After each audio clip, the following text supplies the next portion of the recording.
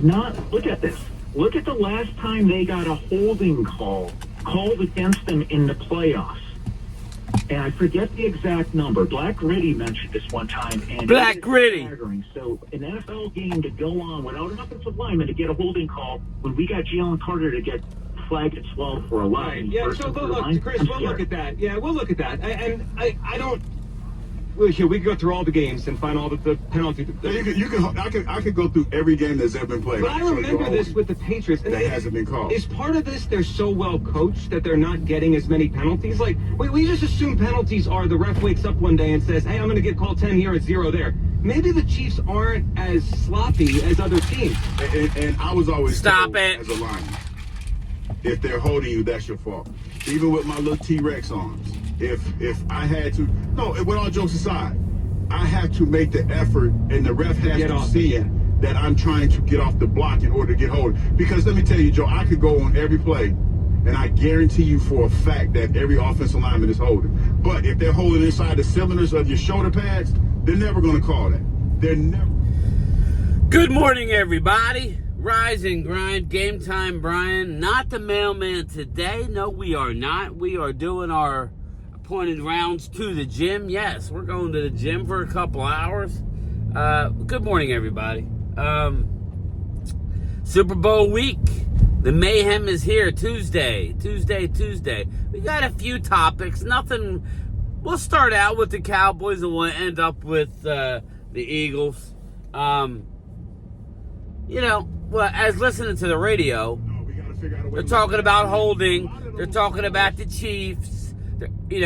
Basically the question is, we'll start out here, then we'll go Cowboys, then we'll finish with the Birds.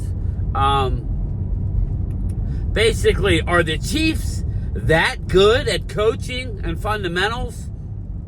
I would tell you this. They're very well, you don't win as many games as they do regular season, postseason, big games. That's the one thing that scares me about my bet.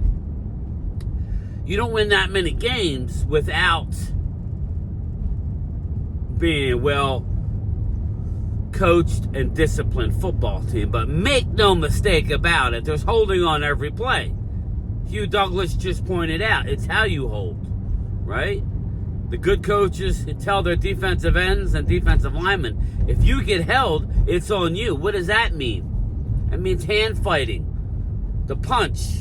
When you come off the line of scrimmage and you punch, that's to gain separation, as to not allow them to get up on you. Once you get these big boys up on you, it's a wrap, people. Sorry, but it's a wrap. So that's what they mean by that. But make no mistake, the Chiefs are a well-oiled machine right now. And we'll see where it goes. I'm on record. I got the Eagles plus 1.5. And I got Jalen plus 375 for MVP. So we'll see. People say, are you rooting? Listen. There was a question. No, I'm not rooting. It's not money that I put out of my pocket, so I'm good either way. Hey. Now, a question was posed to Tom Brady. Yeah. About, are you rooting for history? Hell no, he's not rooting for history. Tom Brady's rooting for the Birds this week. He don't want Mahomes nowhere near his record. That's the scary part. Patrick Mahomes, it's a team game. I think ultimately, all the bullshit aside, all the BS aside with Dak can't win this person can't win that, zip it, because you sound foolish in the grand scheme of things. It's a team game. If the Eagles win, it's because Jalen Hurts had time to maneuver, right? It's because the offensive line opened up holes. It's because Jalen Carter was wreaking havoc in Patrick Mahomes' face. Okay? It's a team game. And we'll address it after the game when it's over. One team is going to be happy, and the other team is not going to be happy. All right? And let me tell you, I'm on record as saying I believe the Eagles win, but it doesn't matter. The loser of this game will not be involved in this game next year. It's not going to happen. And don't tell me Buffalo Bills of the 90s, because I thought we weren't allowed to go back over 30 years in a pre-salary capped era. What the Chiefs are doing is unlike any other. But do not tell me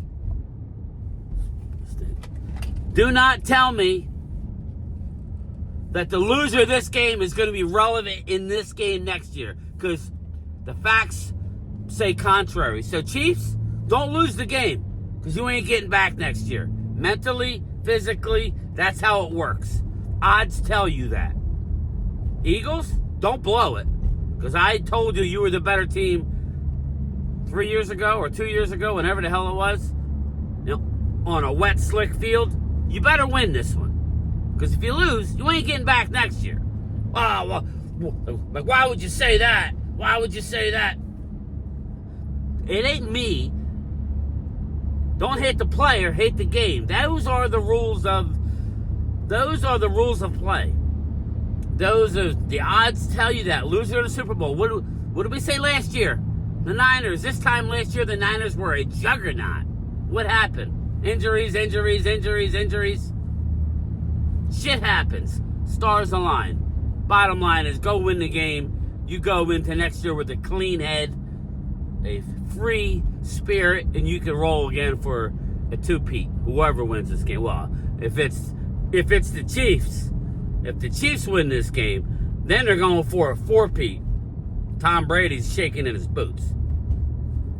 Let's circle back to the Cowboys. Zach Martin. Rumors are he may sign a deal to go play with the Cincinnati Bengals. He'll be 35 years old. That would be the best case scenario for the Cowboys, really. If you want to bring him back for 1 year, what's that going to do? Stunt somebody's growth? I don't think listen, could we do a lot of good moves this offseason and bring us back into the mix? Yes. Are we going to be a Super Bowl team? It would take a series of extreme events to get back to the Super Bowl next year.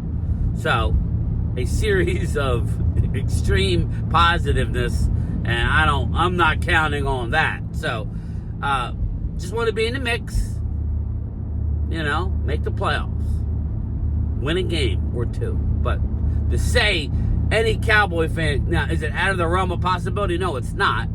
But to say that you're going to do it is embarrassing. Just zip it, wait, hope your team goes out and does what they need to do. But, I don't believe that Zach Martin coming back does anything one way or another. Let him go.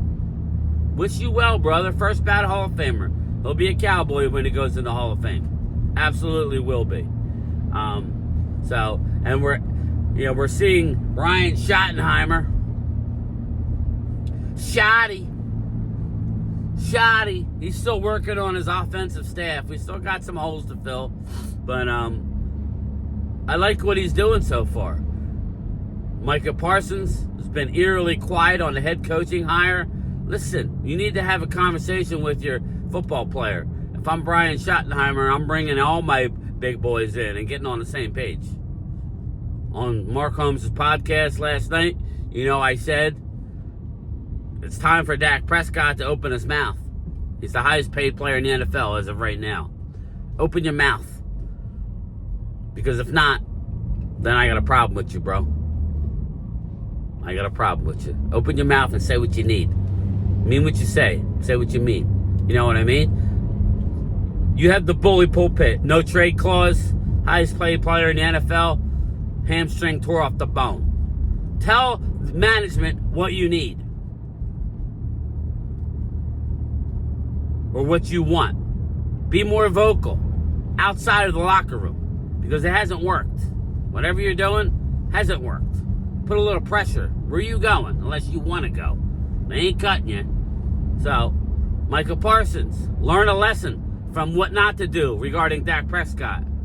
Being a company man doesn't garner you anything necessarily. Now, it did garner Dak a lot of money, so people would say, oh, what are you saying? Okay. What do you want to be? A lot of money guy? Or a yellow jacket guy? Or a championship guy? Sometimes you could have both. You want to win Super Bowls? Or Super Bowl, I'll take. Or do you want to be the highest paid? Open your mouth, both of you men. Okay? Micah, if you go to Jerry and say, I want a deal, let's get it done now, and he doesn't want to do it, go public. Say, yeah, I went into Jerry's office, wanted to get a deal done, and he's giving me the rigmarole, the runaround. Be public. Enough is enough with this old school way of doing things. Shit. Look what Myles Garrett did yesterday. He came out, wrote a very well placed letter, dictated letter, released it, told the the Browns his choice and his wishes of what he wants to do, and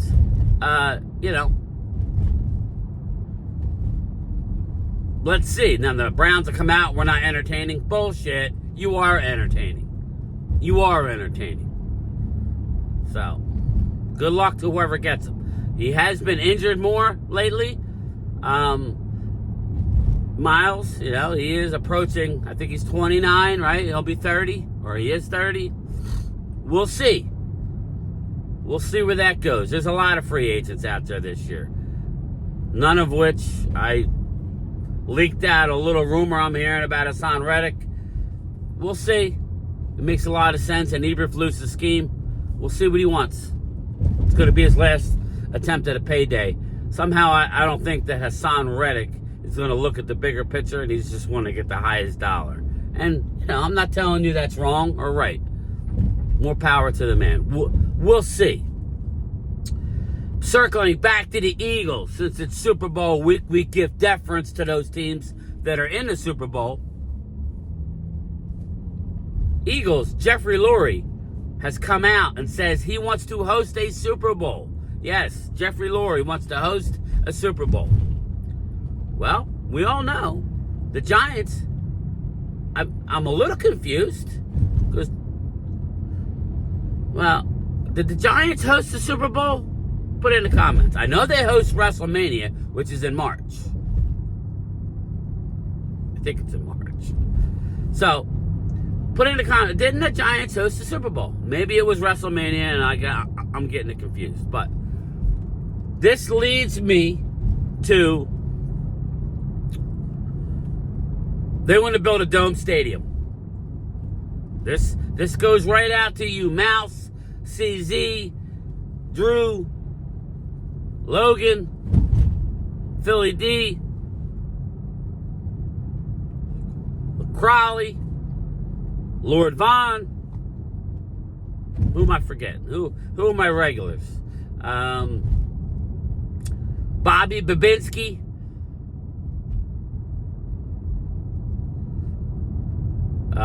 What's your name? I just made you a mod yesterday. I can't think right now off the top of my head. Eagle fans. Yeah, put it in the comments. I'm sorry. Channel member too, so that's really my bad. Do you want a dome stadium in South Philadelphia? That's my question. Do you want a domed stadium in South Philadelphia? The current lease runs up in 2032. So this matches up real well. Jeffrey Lurie is on record. Jimbo, got it. You're not going to win, Jimbo. I got you. I remembered it, Jimbo. I knew I'd remember it. I'm not a fan of the link. All right? I'm not trying to crap on it. There's nothing wrong with the stadium. You're on top of the field. Now, those upper levels are real steep, which they tend to be in some of these stadiums. There's my eyes. And nobody's drunk here. No drinking. Somebody in the chat was saying I was drunk yesterday on my lunchtime chat. Very rude. I got to be nicer, YouTube. I can't be saying any negative words, especially when I'm in uniform, so that's on me. My apologies, won't happen again. I'm just going to block you. But, Dome Stadium in South Philly. I'm not a fan of the link because, and this is that way with a lot of stadiums, but the link, you're cordoned off. You go up in your section, you're kind of locked in, you know? It's just me. I mean, I'm not a huge fan. But as far as home field advantage, Eagles are ridiculously good at home. I want to say, look it up. Put it in the comments. I'm not looking it up. I want to say 102, 103, and 67 and 1, something like that. It's a big-time home field advantage. So, do you want a dome stadium? I have mixed reviews. Are the Eagle fans really that? Maybe a retractable. Maybe come up with something that's a retractable where you can still get elements, but you know and I know, if there's a snowstorm and you have a chance of put a dome, you're going to put the dome up. That's what they do in Dallas. Dallas has a retractable. I was there in November. They didn't have the, they were talking about having it open, having the roof open, having a roof open. They didn't open the roof. There was a gust of wind or something. So I'm very curious to see whether my Eagle fans would want a domed stadium. But just remember, domed stadiums opens up. It's good and it's bad. And let me explain. The dome stadium, what's this guy doing? The dome stadium is good and bad because the dome stadium, the owner of the team, right, and the city can host events on top of events. As much as they had the WrestleMania, right? That was cool. You'll open yourself up to a hell of a lot more of opportunity having a dome stadium for all kinds of events. There we go. I'm at the gym. So my thing is this. Put it in the comments. Do you want a dome stadium in Philly? Why is this on still? Do you want a dome stadium in Philadelphia? I like the way the link looks from the outside aesthetically going down 95. I'm not a fan of the stadium itself, but I'm not an Eagle fan, so I don't really care. But I would like to have another arena. Now, it has since come out, and they have since come out and said that, and this sucks, Drew. Me and Drew talked about getting together, going to a Sixers game in a few years when the stadium is going to be built downtown near Chinatown. That would have been fun. Just a different experience. I get it. Traffic is going to be nightmares. I get all that, but there is mass transit, people. I could park at the speed line in Stratford or whatever and take the damn speed line in. It's not a big deal. But I get what people are saying. But the NBA commissioner got involved and basically said, I don't know what happened. I don't know. It's all BS. But now you have the Flyers and the Sixers are going to build a joint arena again, which means tearing down the Wells Fargo. Which, I love the Wells Fargo. Put it in the comments, Eagle people. Wells Fargo is a great friggin' building. Whatever it's called now. It used to be Wachovia, whatever. Well, I think it's Wells Fargo still. I love that place. I love the Spectrum, and that took the Spectrum to another level. It's not as loud as the Spectrum, but the Spectrum had obstructed view. I love the Spectrum, but Wells Fargo is a great building. But now they're going to build a combo shared facility at the same place. It's ridiculous. At the same area. Because they got Philly Live there. It's a little frustrating. The Flyers could have stayed at Wells Fargo by themselves. Oh, I know why. Because the Flyers stink and they're not drawing nothing. So they're starting because the Flyers own the building over there in South Philly. So my guess, the terms would change to a more 50-50 venture. Because the Flyers realize, holy shit, new building downtown in Chinatown. Events are going to go downtown. This building is going to sit here empty, non-sports. You know what I'm saying? So, I get it. It makes more sense. Just a little disappointing. But good for the Sixers to apply some pressure and maybe get a deal that's better for them. But circling back to the Eagles, again, final time. Do you want a dome stadium? That's the only way you're going to get a Super Bowl. I think that's where it's going, people. I think if I had to be honest with everybody, I think I would rather have the dome. I know the snow games are fun. Don't get me wrong. I know you guys love the snow games. But I know as a Cowboy fan, I've been to a lot of rainy games there. It's miserable. You know, you sit there, you buy a ticket months in advance, and you sit out in the friggin' rain. Or you're looking for overhang seats. I don't know. That's where I sit. If I'm not a taxpayer in Philadelphia, I'm over the bridge. So, do you want a dome stadium? If you do, look for 2033. It's going to be decided on very soon. And what's this guy doing? Go ahead, clip me, bro. Go ahead, clip me. You and your fucking BMW. Anyway, all right, everybody. This video is getting long. I got to go in the gym and get some sweat equity in. All right, talk to you later. Peace.